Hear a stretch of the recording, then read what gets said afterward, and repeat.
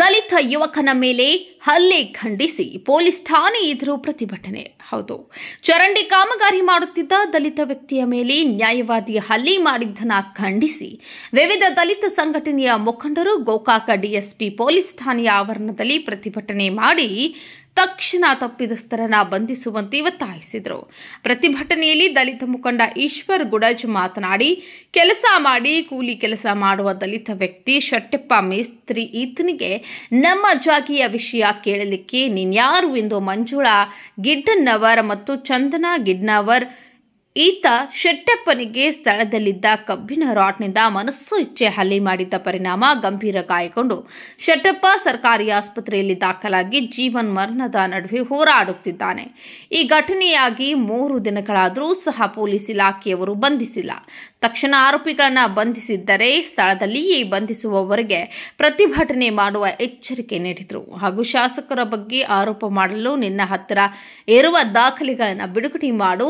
ಶಾಸಕರು ಸರ್ವಾಧಿಕಾರಿ ಅಂತ ಹೇಳುತ್ತೀಯಾ?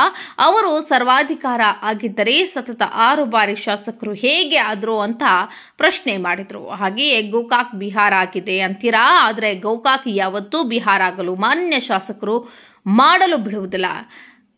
ಗೋಕಾಕ ಅಂದ್ರೆ ಇಲ್ಲಿ ಎಲ್ಲಾ ಜಾತಿಯ ಜನ ನೆಮ್ಮದಿಯಿಂದ ಜೀವನ ಮಾಡ್ತಿದ್ದಾರೆ. ಹಾಗೂ ಶಾಸಕರ ಆಪ್ತ ಸಹಾಯಕರಾದಂತಹ ಸುರೇಶ್ ಸನದಿ ಹಾಗೂ ಭೀಮಗೌಡ್ ಪೊಲೀಸ್ ಪಾಟೀಲ್ ಅವರು ದಿನದ 24 ಗಂಟೆಯೂ ಕೂಡ ತಾಲೂಕಿನ ಜನರ ಸಮಸ್ಯೆಗಳ ಬಗ್ಗೆ ವಿಚಾರ ಮಾಡಿಕೊಂಡು ಜನರಿಗೆ ಅನುಕೂಲ ಮಾಡುವ ಅವರ ಬಗ್ಗೆ ಮಾತನಾಡುವ ನೈತಿಕತೆ ನಿಮಗಿಲ್ಲ ಎಂದು ಹೇಳಿದರು. ಇನ್ನೋರ್ವ ದಲಿತ ಮುಖಂಡ ಸತೀಶ್ ಹರಿಜನ್ ಮಾತನಾಡಿ, ಗೋಕಾಕ್ ಜಾತ್ರೆಯ ನಿಮಿತ್ತ ನಗರದಲ್ಲಿ ಅಭಿವೃದ್ಧಿ ಕೆಲಸವನ್ನ ಶಾಸಕ ರಮೇಶ್ ಜಾರಕಿಹೊಳಿ ಅವರು ಮಾಡಿಸುತ್ತಿದ್ದಾರೆ.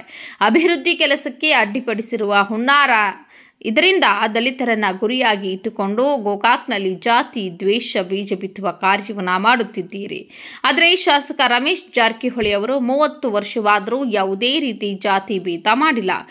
ನಿಮ್ಗೇನಾದರೂ ಕೆಲುಕುವ ಹಾಗಿದ್ರೆ ಶಾಸಕರ ಕಚೇರಿಗೆ ನಿಮಗೇನಾದರೂ ಕೇಳುವ ಹಾಗಿದ್ದರೆ ಶಾಸಕರ ಕಚೇರಿಗೆ ಬಂದು ಕೇಳಿ. ಅದನ್ನ ಬಿಟ್ಟು ದಲಿತರ ಮೇಲೆ ಹಲ್ಲೆ ಮಾಡೋದು ಸರಿಯಲ್ಲ ಎಂದು ಆಕ್ರೋಶ ಹೊರಹಾಕಿದ್ರು. ಈಗಾಗಲೇ ಚಂದನ ಗಿಡ್ಡನ್ನವರ ಮೇಲೆ ಪರಿಶಿಷ್ಟ ಜಾತಿ ದೌರ್ಜನ್ಯ ಪ್ರಕರಣ ಇದ್ದರೂ ಕೂಡ ಮತ್ತೆ ದಲಿತನ ಮೇಲೆ ಹಲ್ಲೆ ಮಾಡಿದ್ದು ನೋಡಿದ್ರೆ ಇವರು ದಲಿತರನ್ನೇ ಗುರಿ ಮಾಡಿದ್ದಾರೆ.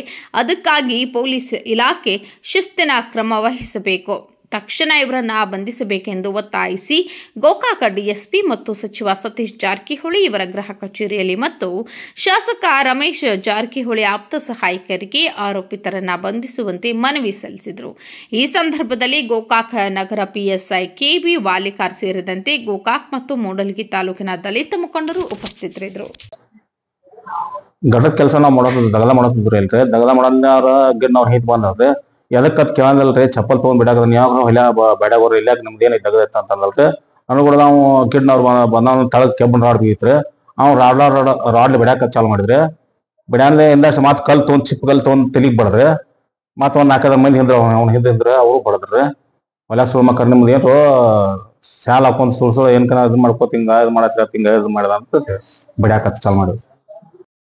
ಇದನ್ನ ಆಗ್ಬಾರ್ದು ಅಂತ ಹೇಳಿ ಈ ರೀತಿ ಮಾಡ್ತಾ ಇದಾರೆ ಅನ್ಸುತ್ತೆ. ಯಾಕಂದ್ರೆ ಶಾಸಕರ ಈ ಜಾತ್ರೆ ನಿಮಿತ್ತವಾಗಿ ಸತತ 4 ತಿಂಗಳಿಂದ ಅಧಿಕಾರಿಗಳ ಜೊತೆ ಸಭೆ ನಡೆಸಿ ಏನು ಒಳಚರಂಡಿಗಳಿದಾವಲ್ಲ ಗಟ್ರ ಎಲ್ಲೂ ನಿಲ್ಲಬಾರ್ದು, ಜಾತ್ರೆಗೆ ಬರುವಂಥ ಜನಗಳಿಗೆ ಅನುಕೂಲ ಆಗಬೇಕು, ಪಾರ್ಕಿಂಗ್ ವ್ಯವಸ್ಥೆ ಆಯಿತು, ಸತತ 4 ತಿಂಗಳಿಂದ ಮಾಡ್ತಾ ಇದ್ದಾರೆ.